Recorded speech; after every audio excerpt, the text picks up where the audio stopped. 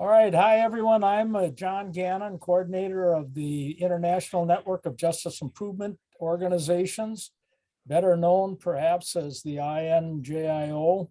It's an honor for me on behalf of the INJIO to welcome all of you to this webinar presented by Pia Pulakka.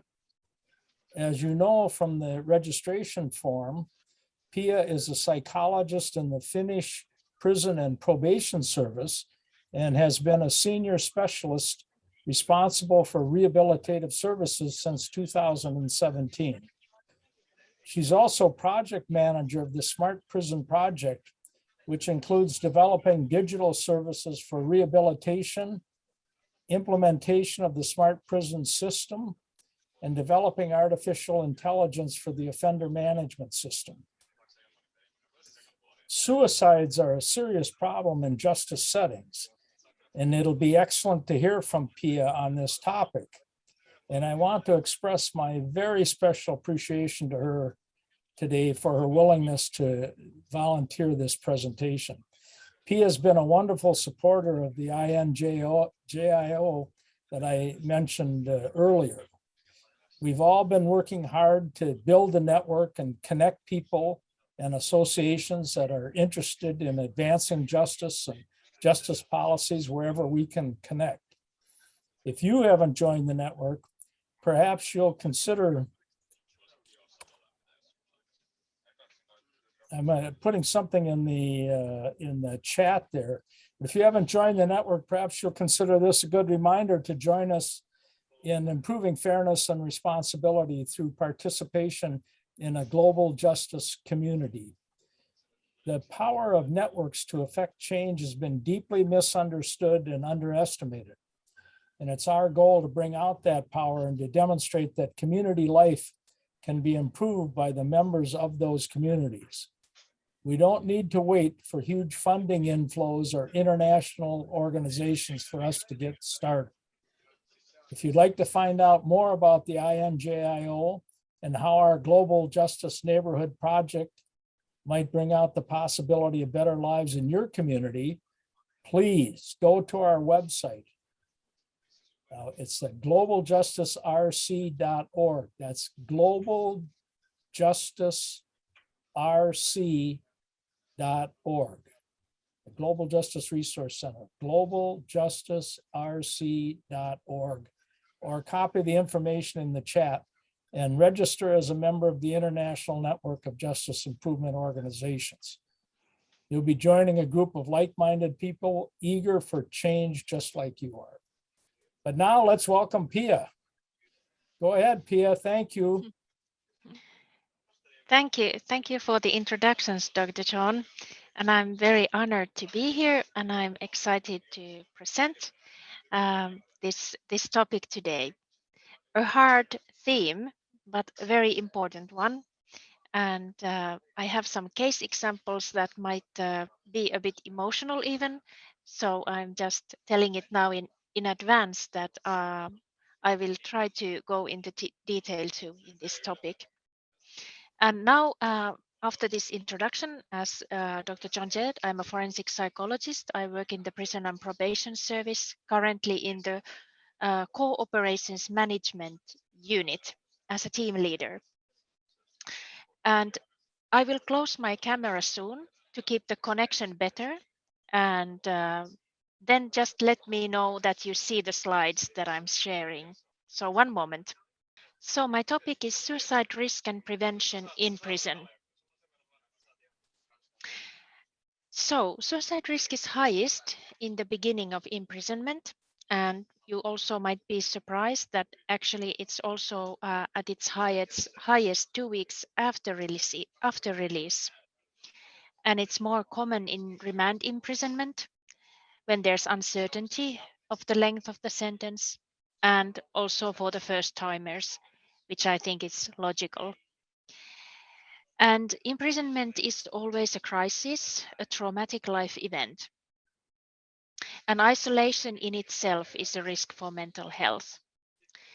And prisons are hard environments. There's a lot of pressures and liabilities from other inmates. And especially for the weaker inmates, this might cause problems. As you know, as experts, you are all experts also, suicide risk is related to various mental health problems, especially depression, psychosis, psychotic symptoms, and substance dependency, when there's a high risk for psychosis and withdrawal symptoms. Thinking about the logic of suicide, it's a way in prison setting and with criminal background, it can be a way to avoid to take responsibility for your actions and their consequences. So it's hard to cope with the truth that you've done something that you cannot undone anymore. And this is especially true for those inmates whose crimes are related to their close ones. And it's an inability to cope with the feelings of guilt and shame, the loss of reputation and career, which is often related to imprisonment. And of course, also family issues outside prison can be very pressuring because you are inside prison and you cannot really do anything if there's a crisis going on in the civil life. So this inability to have control over what's happening outside prison is also a risk factor. I've put here the symptoms of depression, just to remind you that how to detect whether there's a suicidal risk, which is always related to severe depression. So sadness and low mood, loss of interest or pleasure, fatigue and low energy, disturbed sleep, poor concentration and indecisiveness, low self-confidence, poor or increased appetite, suicidal thoughts or acts, agitation or slowing of movements, guilt or self-blame. And all this, or most of these, must have been ongoing for at least 2 weeks. So, how to detect suicide risk in prison?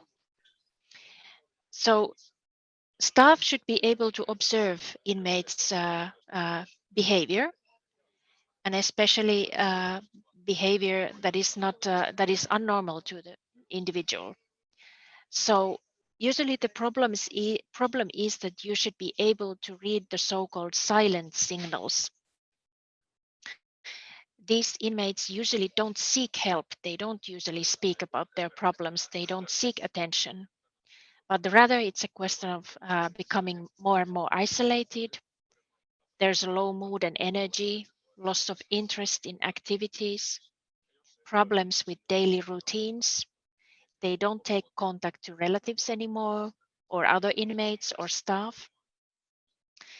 If it's a psychotic behavior, there's loss of realities, even hallucinations, and drug use. And even the prison staff should ask about suicidal thoughts. We should have the courage to ask in a straightforward way also. And there's a different levels of suicidal thinking about death, wishing to die, thinking about suicide, planning for suicide, or suicide attempt. So this is a kind of a scale from just thinking about something to actually planning or attempting. And in these cases, there should be always contact to prison healthcare if staff sees these symptoms. And it's necessary to consult a clinical psychologist and psychiatrist if these symptoms are evident in inmates' behavior. And a couple of more things about the early detection and intervention. It should be important to have enough background information about the inmate. And sometimes this is hard in Finland because the healthcare unit and on the other hand, the prison unit are separated. They are separate organizations, and especially all information related to healthcare might not be available to us due to data protection and data security. So I mean healthcare information, not from inside prison, but from their civil life. But it's of course always a red flag if there are known previous suicide attempts. Then of course observations about the behavior, looks, nonverbal behavior, mood, orientation to reality, use of drugs, and all relevant observations should be written down, documented, and shared with other staff members when possible. So it's important to document these early signs and inform others to take care and observe too if there are changes in the inmates' behavior. And there should be enough interest in inmates' life and daily communications. So it's important to have even this kind of normal chatting in the wards is very important for inmates' daily management inside prison. So just asking how are you might be the one question that opens the possibility for inmate to build trust with staff. And as I said, we shouldn't be afraid to ask also direct questions about suicidal thoughts and plans, whether they're suicidal ideation or verbalizations, and support and encourage positive things like contact to close ones and motivation for activities inside prison too. So we shouldn't just let anybody isolate just because they want to, but we should motivate and see that there's a purpose of activating, especially those ones that are not active uh, voluntarily. And yes, there should be always collaboration with prison healthcare unit and prison psychologist. And then if we go on the more technical level, there's ways to limit also the external possibilities for suicide inside prison. And this is actually something that at least in Finland staff is quite good at detecting. So availability for all kinds of tools for suicide. Actually in Finland, the most common way to suicide is by hanging. And this means taking your bed sheets to do it. So actually in that case, it's a bit difficult to take away all the possible tools for suicide, but at least the most obvious ones. And if we are afraid that the prisoner might use even his own clothes or something like this, there's separate wards and cells where we can put inmates who are in need of protection from themselves or either from other inmates. But in these cases of suicide risk, it's also protecting inmate from himself. In every prison, there should be a crisis plan. So some kind of guidelines, what to do when there's a suicide attempt or suicide situation or suicide risk. And as I said about the silent signals, sometimes there are no warning signs. So it's important to ask, how are you? Small gestures of kindness can be meaningful and more meaningful than we think. Then about the clinical treatment, of course, there's medical treatment combined with counseling in most prisons. So medical care for depression, psychosis, withdrawal symptoms, diagnostics is important. And psychiatric and psychological assessment of the whole situation. And in acute cases, we can transfer inmates to special psychiatric units inside prison also. So yeah, in Finland, there's a couple of prison units specialized in hospital and psychiatric hospital care, but we can also use outside units if necessary. As a psychologist, I've met, of course, many inmates with suicidal ideation, and it's important to discuss and see the logic behind it. What are the triggers of the suicide attempt? Have there been previous attempts, history of depression, and what is the current life situation of the inmate, and what's happening outside prison in the life that he left when he came into prison. Support and aftercare is also important. So I was talking about how to help staff if there's been an inmate's suicide or suicide attempt, and also other inmates might need support.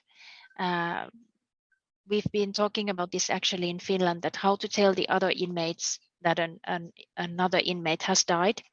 Can we tell the reason why the inmate died, and if we don't, what it might affect, how it might affect others. And there's sometimes this kind of effect that um, it can trigger other suicidal thinking or attempts in other inmates, which should be prevented, of course. Actually, at the moment, we are preparing so-called staff guidelines for Finnish prisons in case there is an inmate death or inmate suicide, actually regardless of the reason of death. But I've collected here still some points that are important in suicide cases. So we are preparing a kind of checklist that staff could use in the initial interviewing. We actually do this kind of initial interviewing for every incoming inmate, and it's done by the uh, uh, responsible staff member in every ward. But so far there hasn't been any questions in the interviewing protocol about suicidal thoughts, and we should include it there. As I said, in the everyday interaction, there should be ability to read silent signals. So some kind of training for staff about the things I've been telling you now should be necessary. Special monitoring cells that are used for limiting external possibilities for suicide, and where you can have a camera monitoring 24/7 for the inmate. We have these special cells now in every prison, and we should know how to use them also in cases of suicidal inmates. Staff should have first aid skills, all staff members. Sometimes there's been situations when there's a suicide attempt, and when staff detects it, they are a bit unsure whether the inmate has actually died or not. So in that case, first aid skills might save lives if you know what to do in the acute situation.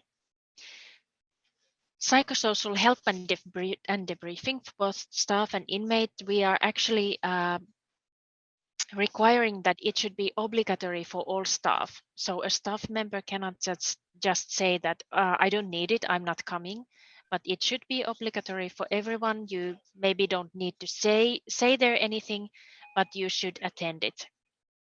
And also for inmates, this kind of debriefing should be used to avoid this kind of spree phenomenon, so triggering other suicidal thoughts and attempts, and also rumors among inmates, because inmates are, if we don't tell them what has happened, they are very good at making up their own stories. Once there was a suicide in a prison where I was working, and other inmates put a rumor that actually staff has killed this inmate, and that was a very difficult situation actually to manage, because we didn't handle the situation early enough. Um, and this is what happened. Collaboration with police and prison healthcare unit, of course. In Finland, police is always called to prison when an inmate has died. So it's their role to take care of the investigation of the death cause. And of course, also the doctor from the prison healthcare unit is the one who defines the actual death cause. Prison chaplain's role in interaction with relatives, if there is a need for this kind of help with the relatives of the deceased one, we should provide them support. Documentation and statistics about these situations is important, and we should do it in our offender management systems to help prevent further risk situations. So actually the documentation of these cases is not very good, and this is what we are trying to make better in the future. And then we've been talking about a lot what is the respectful management of these kind of situations? What is the respectful management of the deceased one? And there's now also a habit that in every prison we put the flag half-masted when an inmate has died. Every life matters, and that is why we respect the situation in this way too. A so-called mourning flag, I think it's the name in English to be used. So actually soon when we have time for discussion, I want you to wonder about these questions. What are the risk factors for suicide related to inmate? What are the risk factors in the prison environment itself? What kind of observations might refer to such tendencies? And what can we do as prison staff members to prevent suicide? And how should the aftercare be in these cases, after attempt or after a suicide? Some references. I think you might be familiar with Viktor Frankl's book Man's Search for Meaning, where he's going through his experiences in concentration camp. And he was wondering there what kind of people survived, and especially what kind of people survived after the concentration camp experience, because the rate of suicide was very high among the ones liberated from the concentration camps. So just like in inmates that after a couple of weeks of being free, the risk is at its highest. And it was also in Viktor Frankl's mind the idea that whether I should just kill myself because he got the information after he was released that his wife and child had died in another concentration camp. So he didn't see any reason for living anymore. But he decided to continue his life, and he said that those who have a reason to live, those who have a why to live, can bear with almost anyhow. They can bear almost any circumstances. If you find a why, then you can bear anyhow. I think this is the most important sentence in this book. And I've been wondering about it also with inmates, that I sometimes use this story in my clinical work when I'm discussing with inmates.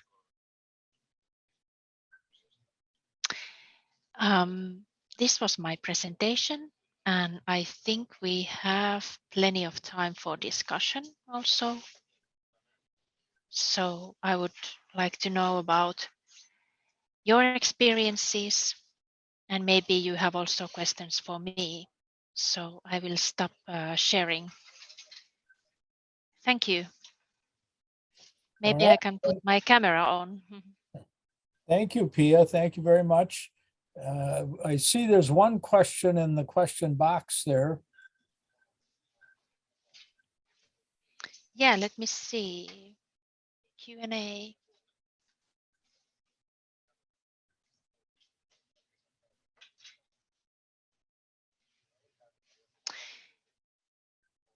Yes, so David is asking, don't you think failure to allow inmates to access medical treatment when sick is a contributing factor for inmates to commit suicide? Yes, this might be the case. I'm not sure whether what you are meaning. In Finland, it's very important to provide inmates with adequate medical treatment all the time. But despite this help, we have some suicides per year. Actually, the suicide rate is not, we have about, in Finland, we have about 3 1,000 inmates. We are such a small country. If I say there's about 2 to 4 suicides per year, I think the rate is quite low. Of course, there's a lot more suicidal thoughts, however. But if you, David, want to specify, do you think this is a problem then in some other countries that the medical treatment is not adequate enough? All right, do we have any others that would like to put a question in the question box down? It's down at the bottom of your screen, Q&A. Anybody have any questions for Pia? Or just comments?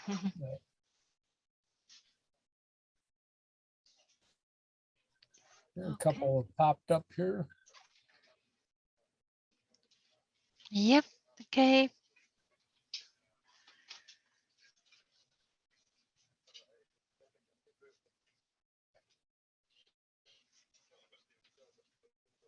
Yes.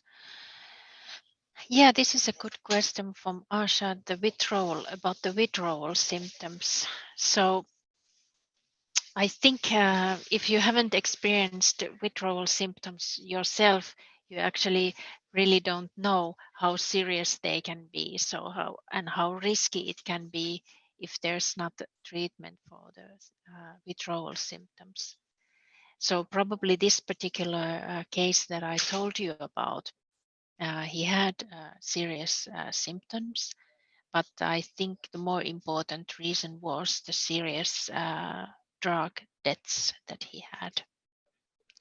And that was more important in his case. Do you think the staff could have done anything different or should have done anything differently in responding in any of the 3 cases? The first case was, I think the first case I told you, where the prison officer just had a feeling that something is wrong. And this is a sign of being a very experienced prison officer, that you can act. I think he was able to read the so-called silent signals. That's why he went one more time to check behind all the doors in his ward, just like that. There was no obvious reason, but he had just had a feeling that he might check some inmates once more. And that's how he was able to find this young man who tried to kill himself. In the second case, that was really hard because the inmate aggressively resisted of being transferred.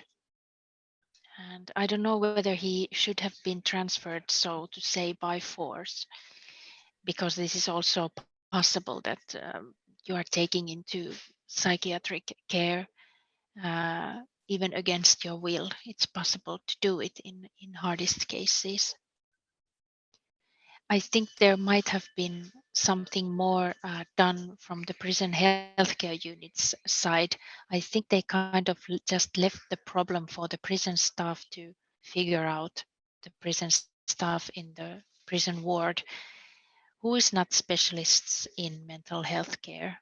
So I think they should have taken it a little bit more seriously.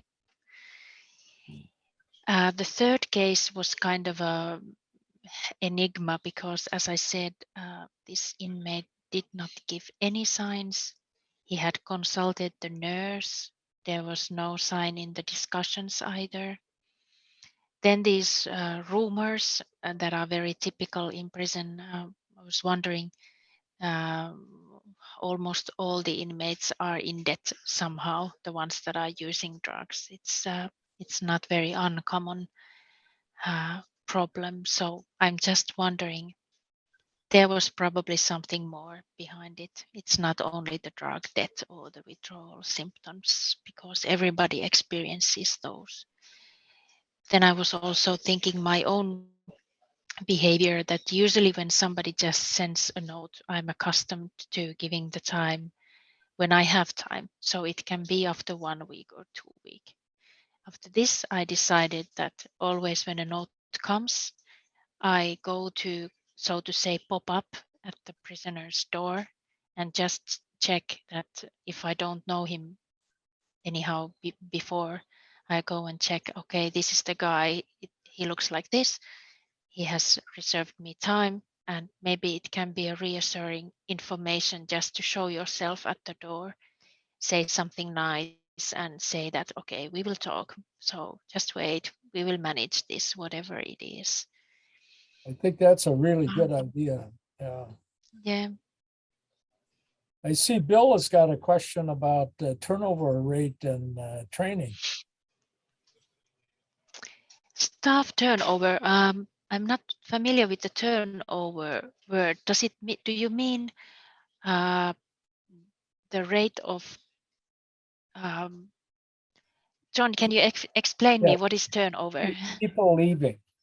So that Leaving. Okay. yeah, so you have to hire new people then behind them. So it's Okay, that's it. So yes, actually, it is higher than it should be. So we are aware of this situation. We are aware that prison officers' job is one of the hardest jobs ever.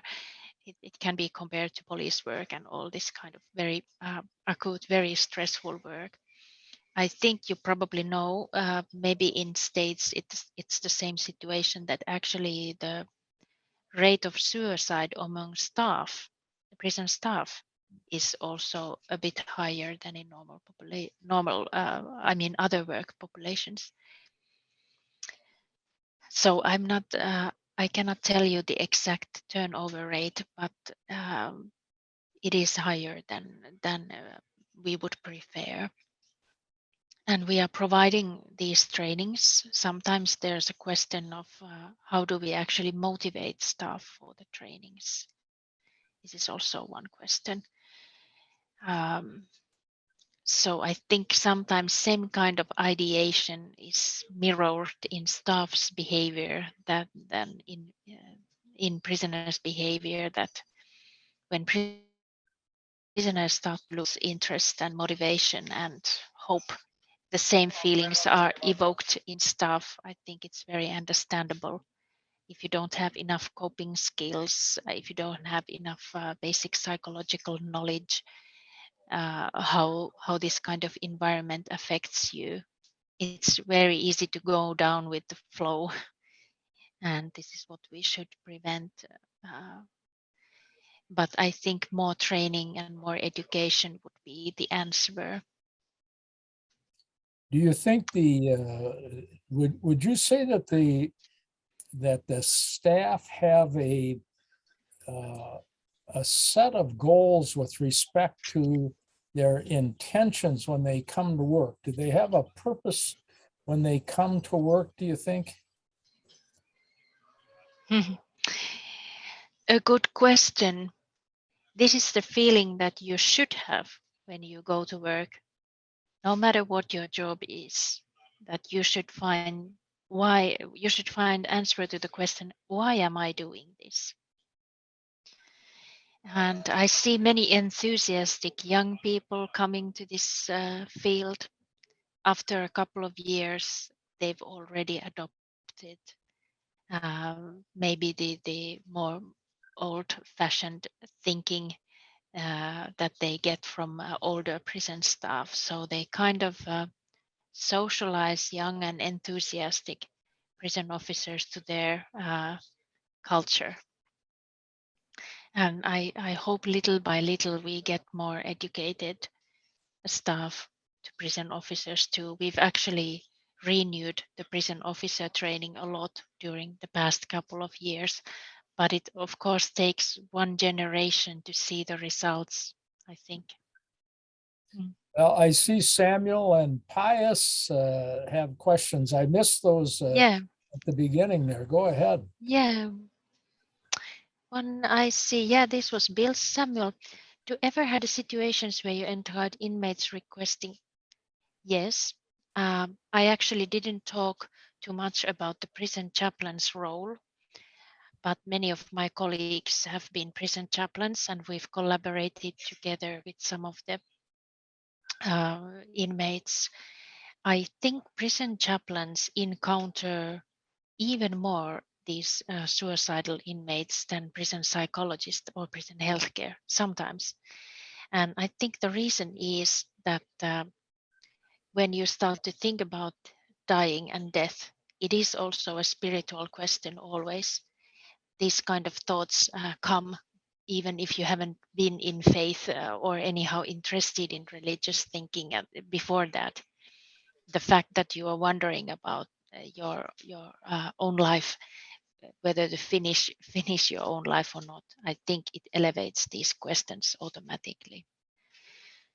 And yes, I've actually been in a situation where my colleague, we were talking together to this inmate, and in the end we said that maybe a little prayer at this point might help you. And I've also had actually a friend who was wondering about suicide, and in his case he got an idea that I will call one of God and blah blah blah. So he called this guy, and it was what saved him at that point. So spiritual help has a very big role in prisons in Finland too, I think.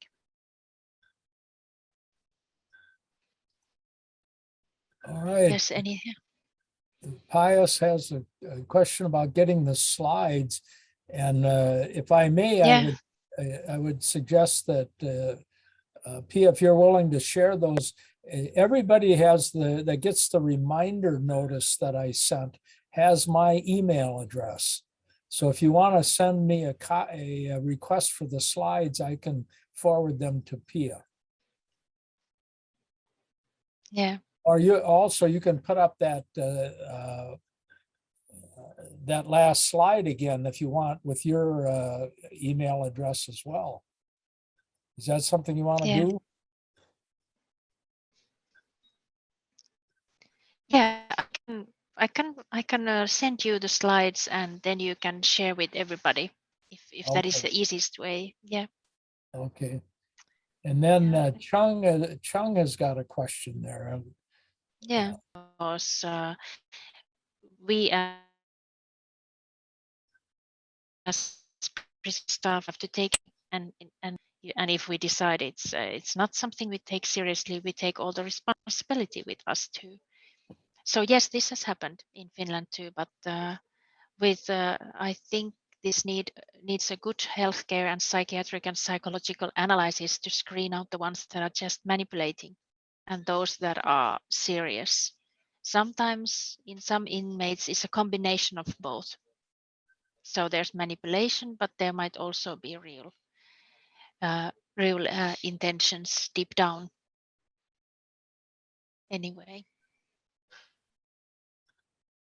All right, thank you.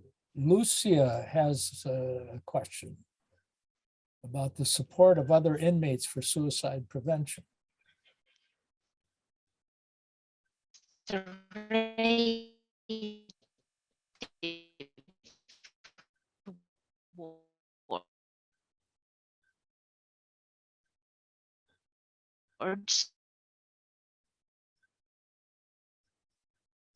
I don't know if you can hear me, but you're fading out and coming back, Pia. Okay. May Okay. have to Did repeat. you We can maybe got hear my you now. answer?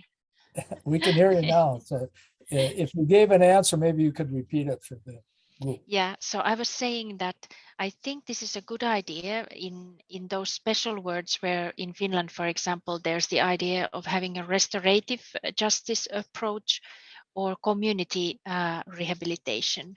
So community care wards exist. So in these wards, there's a group of inmates who are for real for their rehabilitation, and it's part of the daily life of the prison ward that everybody is interested in supporting everyone. So at least in those cases, I think it might be a good idea. Other. All right. Okay, do you hear me again? Yep, we can hear Yeah. you now. Yep. Yeah. I think you got to the point, maybe. So Is there any other questions? Bill is asking about how many hours do staff undergo training for at the beginning when they're first hired? The basic training for prison officer is 1 year. And is he on the job during that time? So talk some special words in we have community those words that inmates in a unit in real work. Yeah. All right. Renu suggests that wardens need to be trained, and I think that I'm sure that's true in his country. I'm not sure how it all works out in other countries. I know in the United States, it's I think much more important for the staff that are on the floor to be trained in suicide than maybe the guy in the front office. But different prison systems work differently, so we'll see. And Arshad wants to thank Pia, and I want to thank Pia as well. And Pius also is thanking Pia. Bill has one more question. Go ahead, Bill. I'll ask you to unmute and you can state your question. No, I just wanted to thank Pia for the presentation and let her know that it was obvious she's passionate about what she does, and I appreciated the time she gave us today. Well, I will second that observation. And I think we will, we're at about the end of our time. So I will look forward to seeing everyone when we do our next webinar in the series.